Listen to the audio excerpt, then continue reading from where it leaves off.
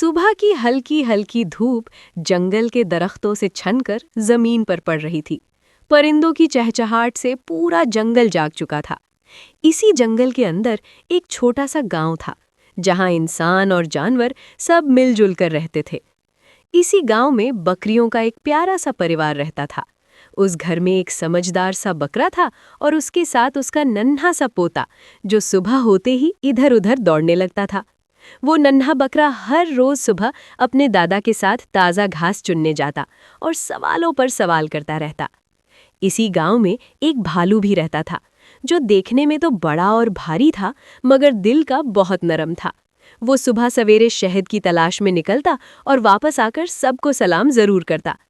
गांव के किनारे एक बंदा रहता था, जो लकड़ियां काटने और सबकी मदद करने के लिए मशहूर था। उसके साथ उसका एक लड़का भी था, जो बहुत तजस्सुस वाला और बहादुर था। उसे हर नई चीज जानने का शौक था। आज का दिन खास था।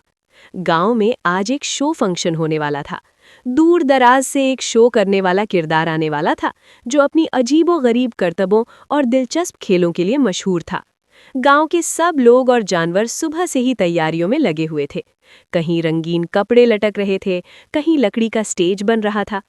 इसी दौरान शो फंक्शन करने वाला किरदार घबराहट में इधर-उधर दौड़ता हुआ नजर आया। उसके चेहरे पर परेशानी साफ झलक रही थी। उसकी एक कीमती चीज, जिसके बगैर शो मुमकिन ही नहीं था, अचानक गुम हो गई थी। ये खबर आग की तरह पूरे गांव में फैल गई। बकरा फौरन अपने पोते को साथ लेकर निकला। भालू ने शहद की तलाश छोड़ दी, बंदे ने अपनी कुल्हाड़ी जमीन पर रख दी और लड़का सबसे आगे भागने लगा। सब ने मिलकर फैसला किया कि कीमती चीज ढूंढनी ही होगी, वरना शो फंक्शन नहीं हो पाएगा। किसी ने कहा शायद वो चीज नदी के पास गिरी हो, किसी ने दरख्तों की तरफ इशारा किया और किसी को शक था कि जंगल के घने हिस्से में कुछ अजीब हुआ है। नन्हा बकरा जमीन को गौर से सूंघने लगा, भालू दरख्तों के पीछे झांकने लगा और लड़का तेज नजरों से हर निशान देखने लगा। अचानक जंगल के अंदर से एक अजीब सी आवाज आई। सब एक दूसरे की तरफ देखने लगे और फिर सब आहिस्ता आहिस्ता उस आवाज की तरफ बढ़ने लगे। जंगल में वो अजीब सी आवाज दोबारा आई। सब एक लम्हे को रुक गए। नन्हे बकरे ने डर के मारे अपने दादा का पांव पकड़ लिया। भालू ने आहिस्ता से कहा, डरो मत, मैं सबसे आगे चलता हूँ। भालू ने झाड़ियों को हटाया तो सामने एक छोटी सी खाई नजर आई, जिसके किनारे पुराने दरख्त की जड़ें निकली हुई थीं। उसी खाई के पास एक टूटी हुई रस्सी और चमकता हुआ कपड़ा नजर आया। लड़के की आंखें चमक उठीं। ये तो शो वाले अंकल के कपड़ों जैसा है। बंदा नीचे झुककर देखने लगा। अचानक उसकी नज़र एक लकड़ी के संदूक पर पड़ी, जो आधा मिट्टी में दबा हुआ था। मिल गया! शायद यही वो चीज़ है। भालू ने अपनी ताकत से संदूक को बाहर खींचा। नन्हा बकरा खुशी से उछलने लगा और जोर-जोर से मिमियाने लगा।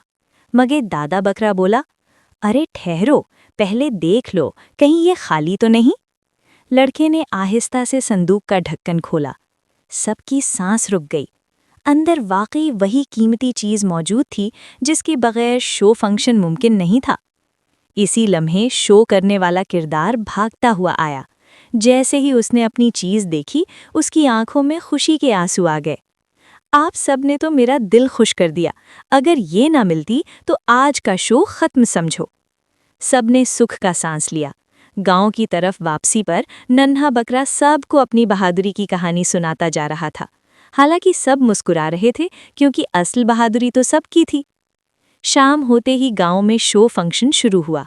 ढोल की थाप, कहकहे, तालियां और रंग बिरंगी रोशनियों से पूरा जंगल जगमगा उठा। भालू कभी हंसकर लोटपोट हो जाता, कभी बच्चों के साथ तालियां बजाता। बंदा और उसका लड़का फख्र से एक दूसरे को देख रहे थे। बकरा अपने पोते के कान में बोला, देखा बेटा, मिलजुल कर रहने का फायदा। इसी शो के बीच एक प्यारी सी आवाज गूंजी। अगर हमारी कहानी पसंद आए तो चैनल को लाइक करें, सब्सक्राइब करें और बेल आइकन दबाना मत भूलें। और अब आप कहाँ से हमारी वीडियो देख रहे हैं? अपना प्यारा नाम और अपने प्यारे शहर का नाम कमेंट बॉक्स में ज़रूर बताएं। आप सब के प्यार का शुक्रिया। शो खत्म हुआ। रात ने जंगल को अपनी आगोश में ले लिया। सब किरदार खुश दिल के साथ अपने घरों को लौटे। नन्हा बकरा सोते सोते बोला, दादा, आज मैंने सीखा कि सब मिलकर काम करें तो हर मुश्किल आसान हो जाती है। दादा बकरे ने प्यार से उसके सर पर हाथ रखा। बिल्कुल बेटा, यही कहानी का असल सबक है।